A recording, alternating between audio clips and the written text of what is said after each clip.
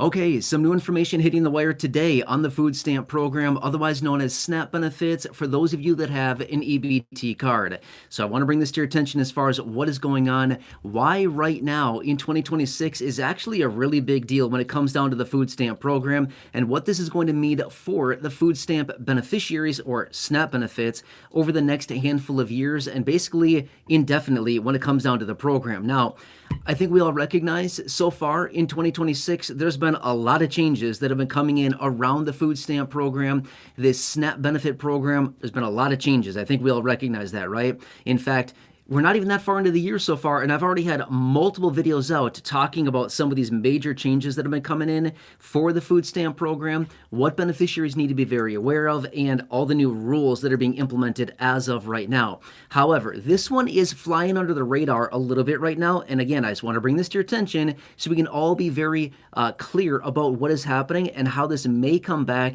and actually impact the beneficiaries and your monthly benefits if you're receiving the benefits from the food stamp program, again, right now in 2026. All right, so again, there's just so much going on with this program. And here's the thing. I'm just going to digress for just a second here. Why is all this happening with the food stamp program? I'll tell you this much. Because of the lapse in November to the food stamp program, which, again, we've never seen that happen before. Obviously, here we are in early 2026, so this was a couple months ago now when this happened. But because the program lapsed in benefits in the first, say, half of November or so, that basically opened up the floodgates for a lot of people to start looking into the food stamp program, and all of a sudden we're getting all these major changes and different rules and all things like that. So a lot of this is coming out of the lapse in benefits from a couple months ago in the first half or so of November. Anyway, just want to throw that out there really quickly because it's kind of weird. Like, this program is generally it's not all that volatile, as in it just kind of does this thing every single year, except for the last 3-4 months or so until present has been very uncharacteristic of the food stamp program. All right, anyway, let's talk about the big deal here and why this is very, very influential right now in 2026. Okay, so we need to go back to the summer of 2025. There was that big reconciliation bill that was signed into law by the president, right? The OBBB. You've heard me talk about this a ton of times before in other videos. There's a lot of different things that came out of that and some major changes too. Well, Medicaid, obviously, talked about that before in other videos, as well as the food stamp program. Okay, so one of the major provisions within that, among many others, is this.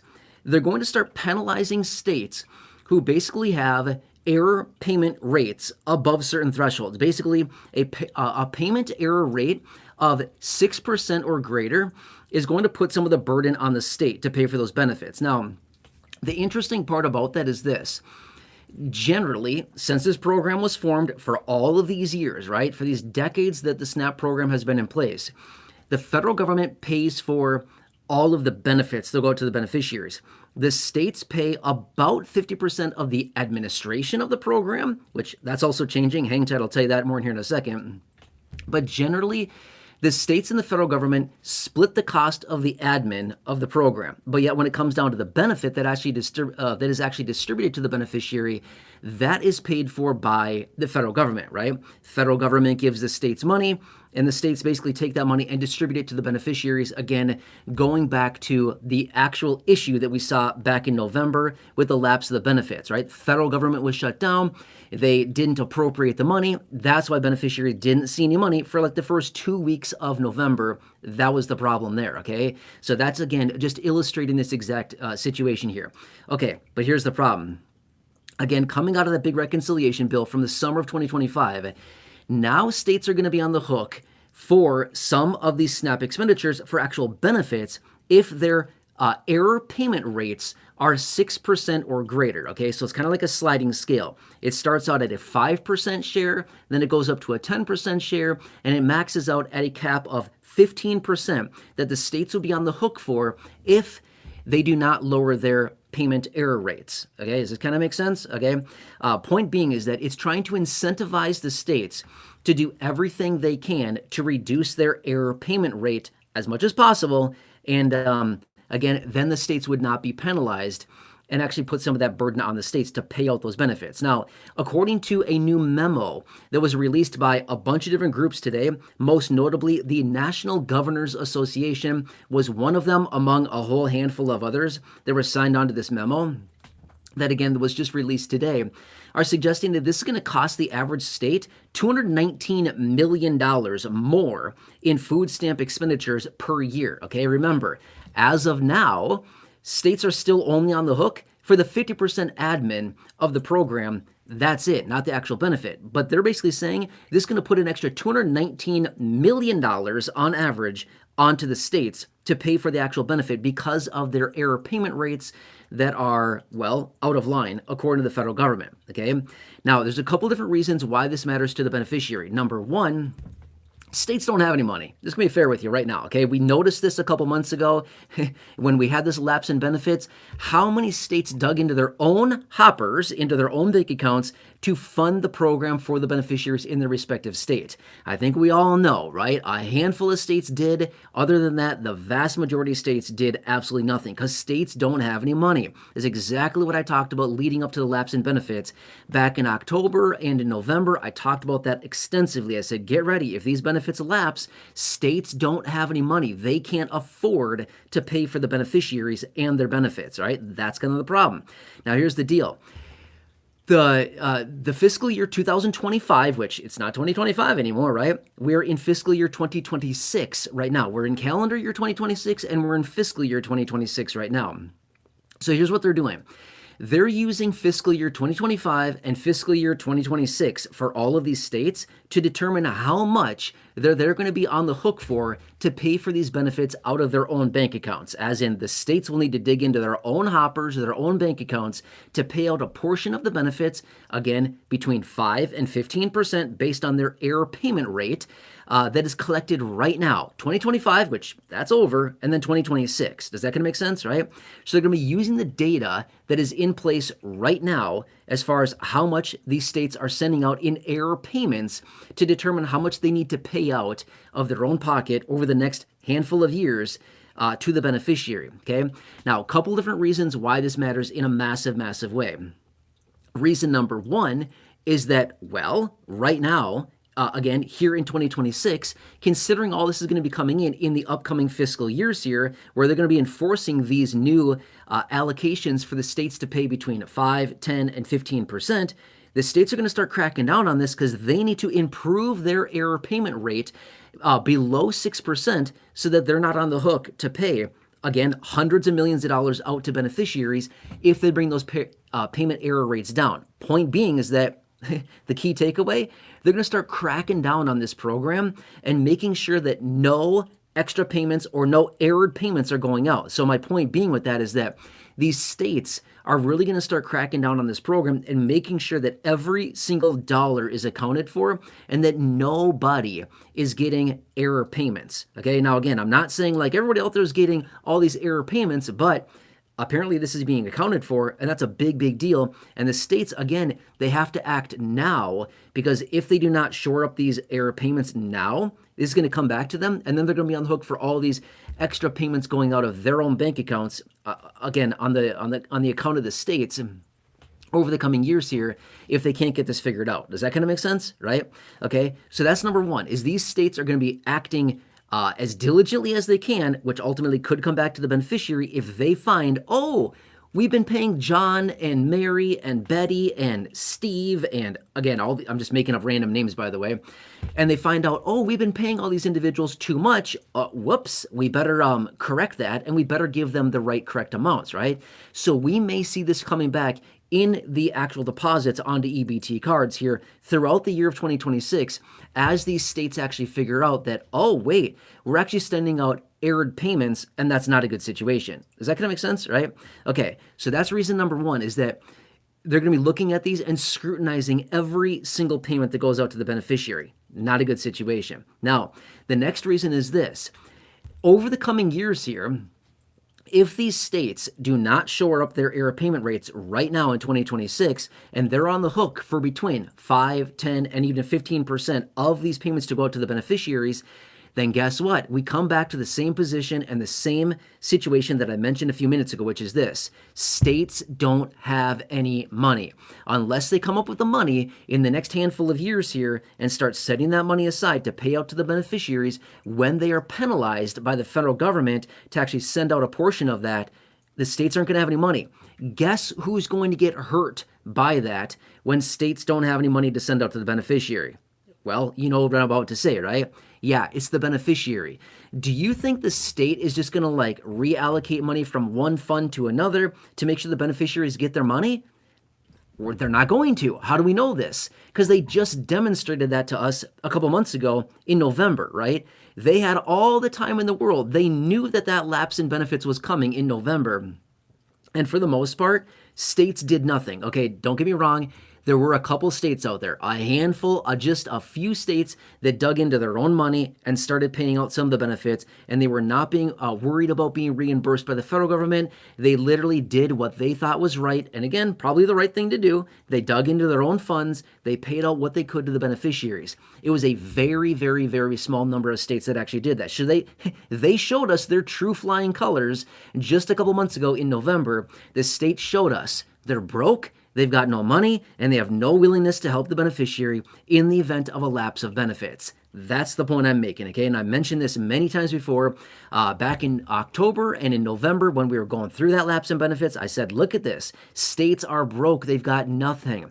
So anyway, long story short here, okay? And again, because of this memo that just came out today, they're calling on, as in, again, the National Governors Association, among many others that were noted in this memo that was released today. They're basically calling on these provisions within the OBBB, again, the big reconciliation bill from over the summer. They're calling on those to be pushed out to 2030 instead of the next couple years here to be implemented. I don't think they're going to do that. Let's be fair with you. I do not think they're going to change the provisions on when these rules are going to actually be enforced. It's not going to be pushed out to 2030, okay? Point being is that they're basically, again, in the memo that was released today from the National Governors Association, as well as many others that were mentioned on this memo, they're basically just saying, hey, because the government shut down the 43 days, we need extra time here to improve our error payment rates. I'm going to tell you this much.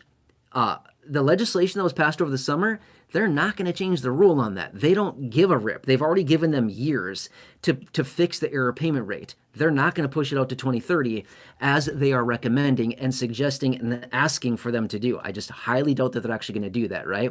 So anyway, as I mentioned, my point with this is that I just want you to know, with all the other rule changes around the food stamp program, if you're on food stamps, if you're on SNAP benefits, if you have an EBT card, again, please don't be worried. I'm not here to scare anybody. I'm here to inform, okay? I say that all the time. I don't make videos like, I don't get excitement over scaring people. That's not my point, okay? I'm not here to be like, oh, get ready. We're all going to lose our benefit. No, you're not going to lose your benefit.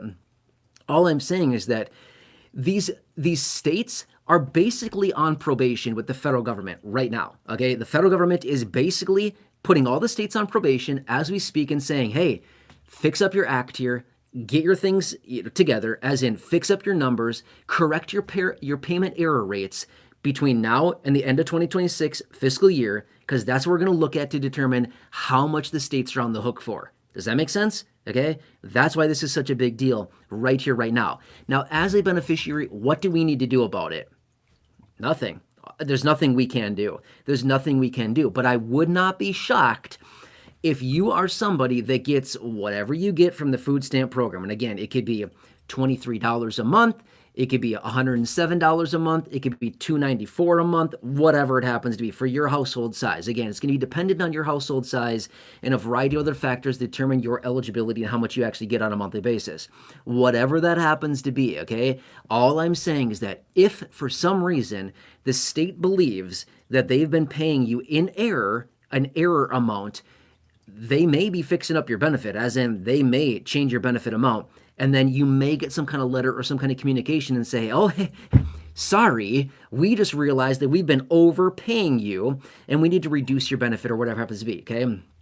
By the way, this is going to be a small percentage of beneficiaries that I would imagine may get some kind of communication like this, but don't be shocked if you see this happen at some point throughout the year of 2026, as these states are scrambling and they are desperate to get these error payment rates down so that they're not on the hook to pay a portion of these food stamp benefits over the coming years because they didn't fix their error payment rate. Okay, remember this much. The threshold is 6%. The error payment rate per state needs to be under 6% to be off the hook. If it's between 6 and 8%, they're on the hook for 5% to be paid out. If it's between 8 and 10%, they're on the hook for 10% to be paid out of their own pocket. And if it is over 10% error rate, then they're on the hook for 15% of the expenditures. That's a big deal, especially for a state that has no money. And I'm speaking collectively across the country. Don't get me wrong. There are some states out there that have a little bit of money, but for the most part, and again, as I mentioned earlier, the states showed us their true flying colors a few months ago in November when they did nothing. They did nothing, right? The food stamp program, the SNAP benefits lapsed, as in ran out of money. Federal government didn't pay them, did not allocate money, and the states just sat there on their duff doing nothing. Sat there on their duff doing nothing, right? The states did nothing, except for a few states. A couple states sent out a little bit of money. Other than that, the majority just sat there and said, we're broke. We don't got anything to send out, right? And they just sat there and watched their beneficiaries struggle. Yeah, awesome, states. Good job, states. Yeah, right? One more thing really fast here, and then I'm going to jump off here, which is this. Remember, right now, the federal government pays 50% of the administration of the food stamp program, and the states pay 50% of the administration. That is going up to 75%, a max of a 75% allocation, again, based on the performance out of the states as well. So the states are going to get more on the hook for more admin expenditures if they don't shore up these numbers, okay? Ultimately, at the end of the day, who gets impacted the most by this? The beneficiary, you. If you're on food stamps, if you get SNAP benefits, if you have an EBT card, you're the one who may get impacted the most, okay? Now, again, I want to make this very clear. I just want to emphasize this. Not every single person will be impacted by this.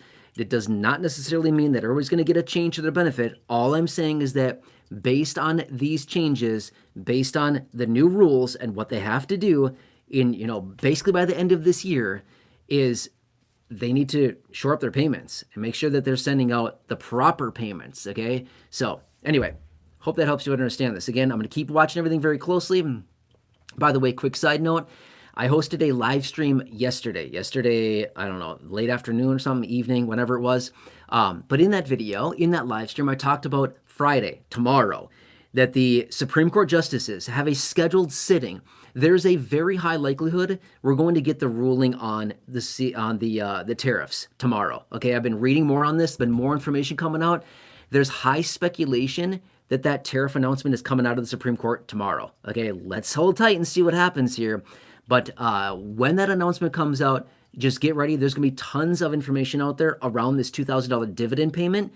Let's see what happens with that as well, okay? Because remember, those want to be paid out of the tariffs and the revenue that is being brought in from the tariffs, okay? So hang tight here. Looks like we might be getting that announcement tomorrow. Maybe. There's no confirmation for sure, but based on what I've been reading today from multiple other sources, it looks like there's a high probability that may be coming out tomorrow. We'll see if it actually does or not. If the justices release that, not sure yet, but I'll keep you posted as we get that information. Anyway, I hope this helps you. Again, if you're new here, please consider subscribing.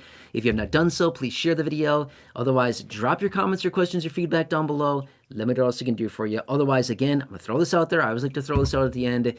If you happen to be one of the 70 million people on Medicare, I've been seeing so many comments, by the way. So I want to throw this out super fast. I've been seeing a bunch of comments from people reaching out saying, 2026, I can't see my doctor anymore. My plan changed. I said this so much at the end of 2025. I said, well, the phone number's not there. No, I almost just said, call that phone number. There's actually not a phone number there right now. I just realized this is a live stream. It's not a video. Anyway, down below in the chat box, down below in the description, down below in the top of the comment section, I'll put the phone number for chapter there. Again, if you're on Medicare, call them. You may have some flexibility right now, okay? You may. Again, I don't know your exact situation. All my point is that they've helped out thousands and thousands of you in this community, collectively saving $2 million between those of you in this community that have called chapter on Medicare. And again, it's been absolutely helpful, like incredibly amazing for those of you in this community who've gotten your questions answered on Medicare, your help with your initial enrollment, whatever else happens to be, finding the right Medicare coverages for you and your personal needs. Anyway, generally I have a phone number here on the screen right there. Obviously it's not there right now because I'm doing this live stream, but my point being is that for those of you that have lost access to your doctor, again, a lot of people, I've seen a weird number of comments come in and recently saying, I can't see my doctor anymore, my plan changed. You may still have options right now. Call Chapter, okay? And again, you've seen me hold this up before. I still have this stack of papers, which I still need to update. I have more comments I need to add to this. All these pages here, comment after comment. Check this out. Multiple pages of comments. I'll just flick through them really fast of comments that those of you in this community have left to me and just said, hey, call Chapter, saved a bunch of money, all kinds of things like this. All of these. And again, I also have this document here. People are reaching out their names, how much they've saved on a monthly basis, an annualized basis. Absolutely amazing. And again, it's totally free for you as well. Anyway, if you happen to be somebody that lost access to your doctor, your hospital system, your clinic, your prescriptions, I saw a couple of those as well. Again, phone numbers down below for you. Call Chapter. I think you might be surprised what they could possibly do for you right now, even early on in 2026. You may have some flexibility, okay? It doesn't hurt to call. My motto in life is ask and you'll be shocked how much you'll receive, okay? Seriously, it is nuts. I ask all the time for different things and I'm surprised all the time, like how much of discounts I get, how much money I get to save, how much just different things I get simply by asking. Like I'm not afraid to ask anymore, right? Anyway, I hope this helps you. Again, please subscribe if you're new here. Please share the video. Big share button down below. Otherwise, have a nice day. Hope this helps, and I'll probably catch you again later. It's kind of a weird and busy time right now. All right, anyway, please have a good one, and I'll catch you again a little bit later. And again, I always like to throw this out at the very end. If you're still here, you may want to click off right now. When I unplug the microphone, my phone's going to start talking, and it's kind of loud and annoying.